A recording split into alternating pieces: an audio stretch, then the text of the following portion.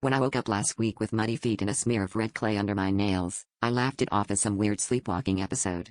But then my partner, Eli, started talking in his sleep, fast, guttural sounds that twisted my stomach just to hear.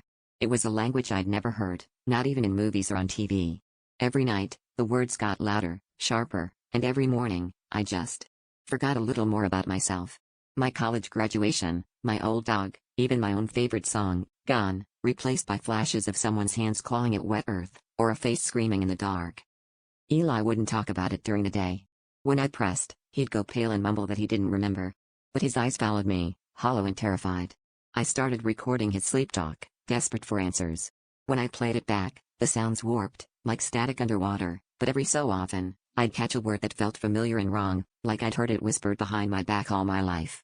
I started dreading sleep, knowing another memory would be stolen and replaced by terror I couldn't explain. 3 nights ago, I woke up to Eli standing over me, lips moving in that same foreign tongue. My limbs wouldn't move. In my mind, I saw a different sky, choked with ash and crimson, and I knew I was digging, always digging, while a shadow watched from the trees. I screamed, but the sound never left my throat.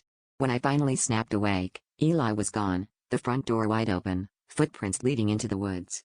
Last night, I didn't sleep.